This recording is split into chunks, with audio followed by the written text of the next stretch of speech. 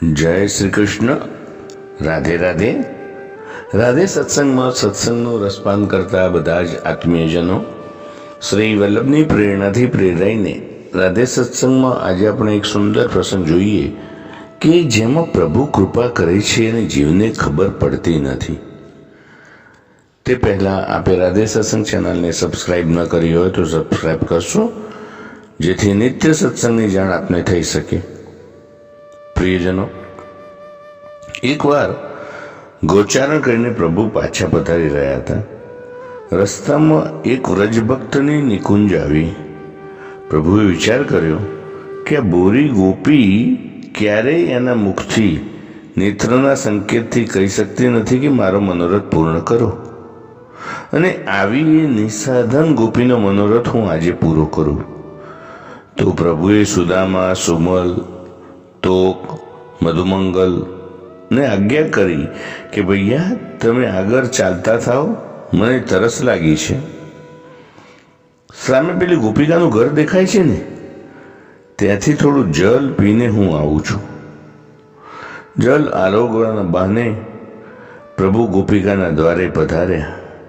ગોચારણ કરીને પધારેલા ગોરજ મુખમંડિત પ્રભુના દર્શન કરવા દ્વારે ઉભેલી એ ગોપિકા પાસે જઈને એ ગોકુલચંદ્રએ મીઠા મધુર વચનમાં પૂછી રહ્યા કે અરી થોડું જલ પાઈશ, તને કપ્યાય દે પાણી, થોડુંક જલ તો પાઈ દે. અને ગોપી તો રાજી રાજી થઈ ગઈ.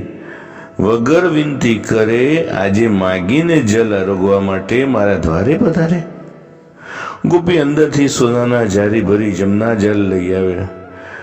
કનક ગટભર લાઈ પ્રભુ આરોગે છે. તરસ લાગી ન હોય અને જલ આરોગવું હોય તો શું કરવું જોઈએ?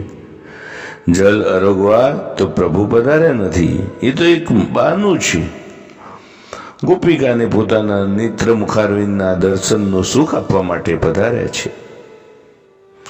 અને આ કમલમુખ દેખત કોણ અગાય, કોને શાંતિ થાય?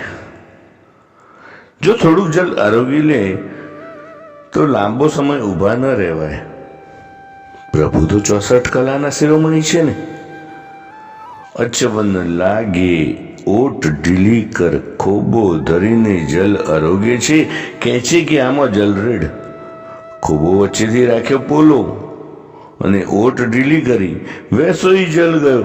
બધું જલ પૃથ્વી પર ડરી ગયું. પ્રભુ ફરીથી વિનંતી કરી રહ્યા છે, જા જા બીજું જલ લઈ આવ, હજુ તરસ છે. ગોપિકા બીજો ગળો ભરીને લાવી. ચતુર વિહારી રાવરે પ્યારે પ્યાસે હો તો પીજે, રાવરે પ્યાસે મેં જાની. અને ગોપી હસતી હસતી કાનમાં કહે છે, હે પ્યારે, તરસ હોય તો જ પીજે. મને ખબર છે તમે કેટલા તરસ્યા છો. તે આંધળાના હાથમાં લાકડી આપો ને એટલે તે કોઈની મદદ વિના એકલો ચાલ્યો જાય. એમ ભક્ત કેવળ પ્રભુના દ્રઢ આશ્રય બરથી આ ભયંકર સંસારને તરી જઈ શકે છે. એવા પ્રભુને શ્રી સ્વામીજી વિનંતી કરે છે, હા હા અંદલ કુટી પ્રિય દર્શનમ દેહી, તમે દર્શન આપો.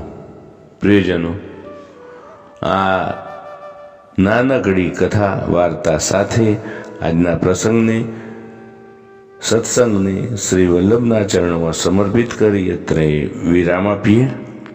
ફરી મળીશું રાધે સત્સંગમાં નવા જ સત્સંગ સાથે. જય શ્રી કૃષ્ણ. રાધે રાધે.